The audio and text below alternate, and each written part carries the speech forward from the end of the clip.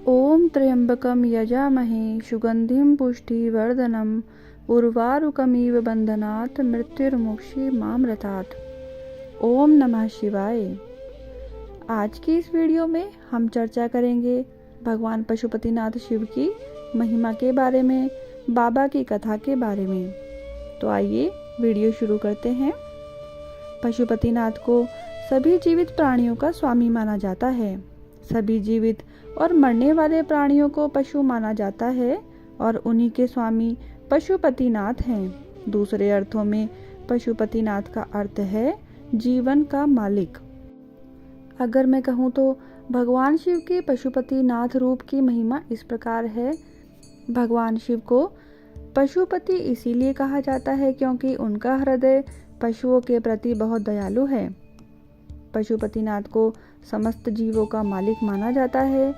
शिव महापुराण के मुताबिक पशुपतिनाथ का व्रत देवाधिदेव महादेव के इसी रूप को समर्पित है।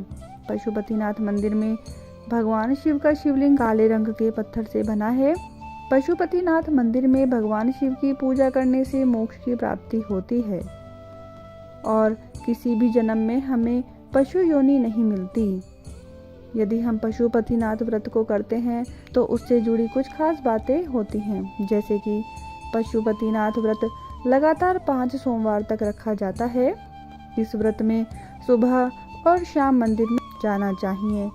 इस व्रत में शाम की पूजा सबसे अहम होती है। इस व्रत में फल आहार किया जा सकता है। व्रत के दौरान दान पुण्य के कार्य करने चाहिए। भगवान शिव को पशुपतिनाथ क्यों कहा जाता है, इस बारे में भी कुछ खास बातें प्रचलित हैं, जैसे कि शिव महापुराण के मुताबिक कई देवता और असुर पशु बने थे और शिव ने उन्हें पशुत्व से मुक्त किया था।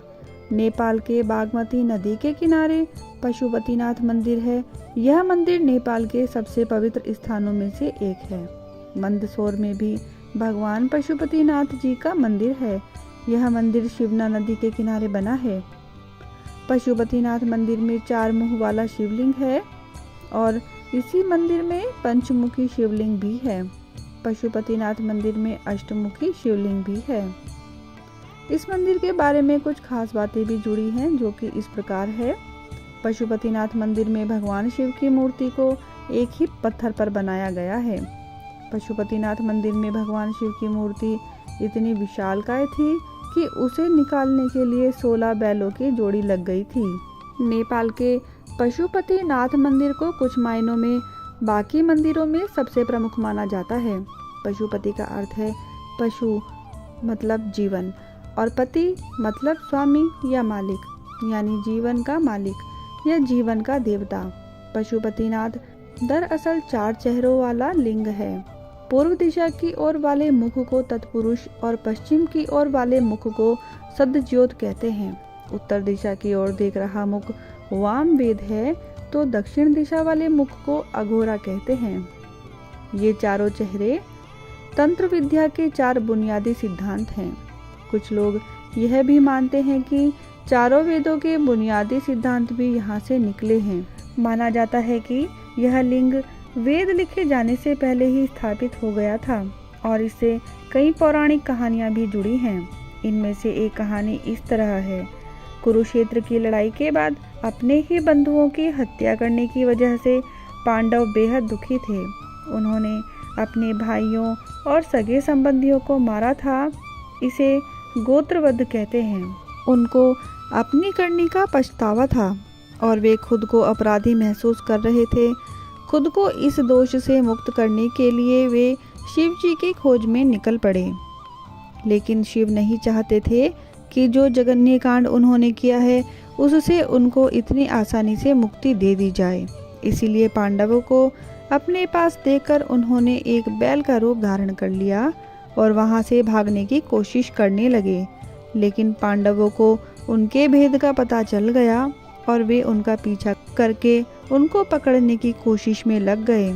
इस भाग दौड़ी के दौरान शिव जमीन में लुप्त हो गए और जब वह पुनः अवतरित हुए तो उनके शरीर के टुकड़े अलग अलग जगहों पर बिखर गए। नेपाल के पशुपतिनाथ में उनका मस्तक गिरा था और तभी से इस मंदिर को सभी मंदिरों में खास माना जाता है। केदारनाथ में बैल का कुबड़ गिरा था। बैल के आगे की 2 टांगे तुंगनाथ में गिरी। यह जगह केदार के रास्ते में पड़ती है। बैल का नाभि वाला हिस्सा हिमालय के भारतीय इलाके में गिरा।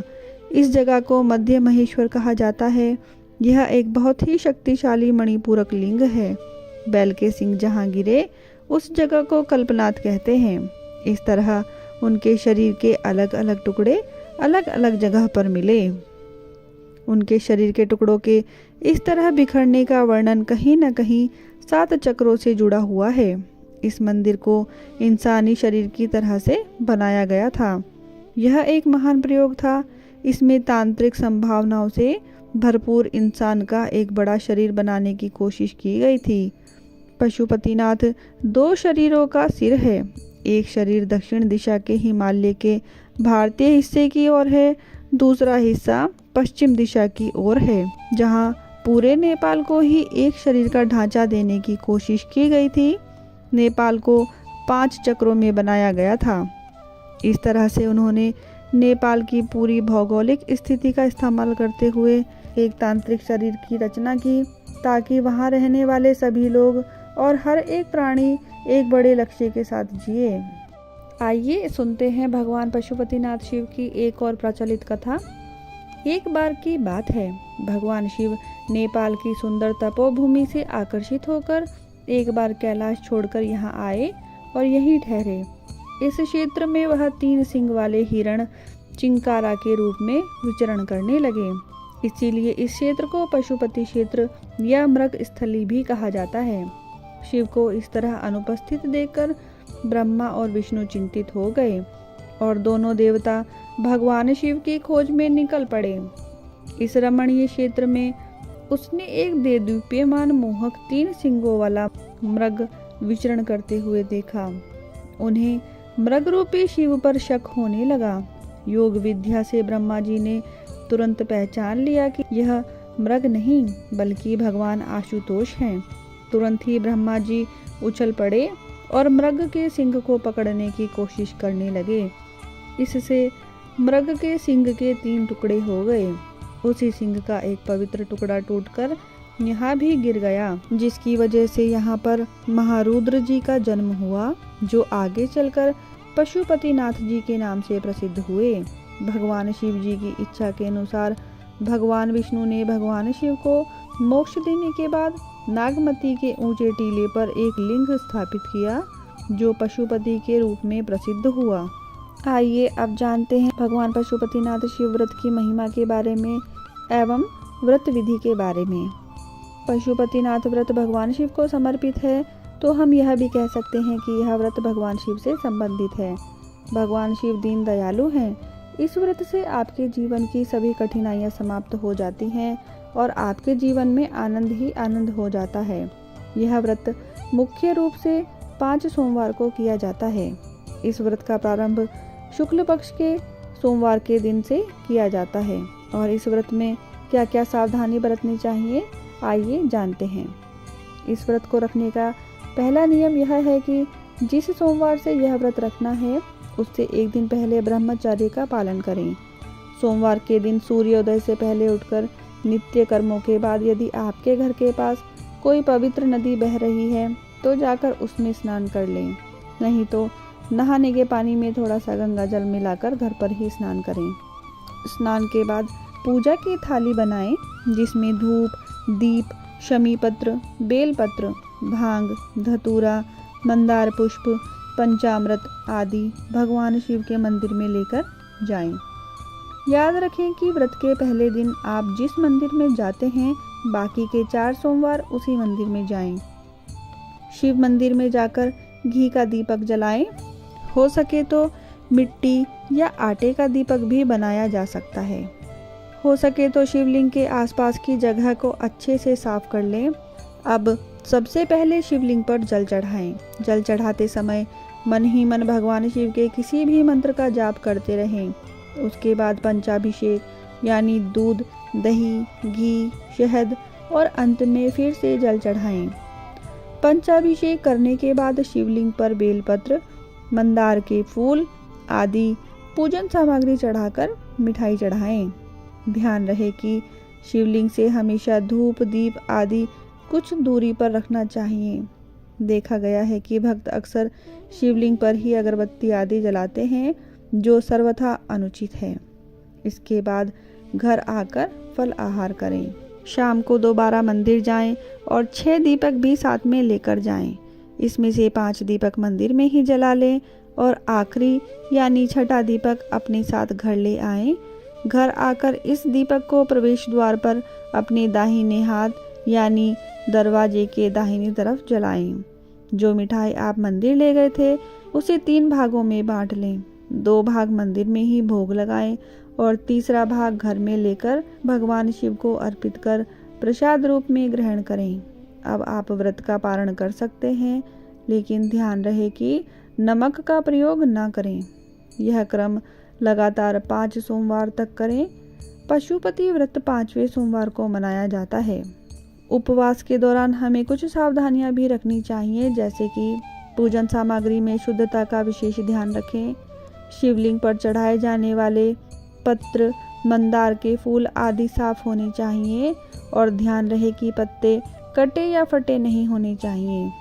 कुछ धार्मिक मान्यता के अनुसार सोमवार के दिन बेलपत्र नहीं तोड़ना चाहिए। इसके लिए एक दिन पहले यानी रविवार के दिन बेलपत्र तोड़कर सुरक्षित रख लें। भगवान शिव को प्रिय यह पशुपतिनाथ व्रत निश्चय ही सभी मनोकामनाओं को पूर्ण करने वाला होता है। व्रत के दौरान काम, क्रोध, लोभ, मोह और अहंकार जैसे विकारों से दूर रहें। व्रत के दौरान भूलकर भी किसी भी तामसिक पदार्थों का सेवन नहीं करना चाहिए। वैसे तो कभी भी हिंसा नहीं करनी चाहिए, लेकिन इस दौरान कभी भी इंसान या किसी जानवर के साथ हिंसक व्यवहार नहीं करना चाहिए।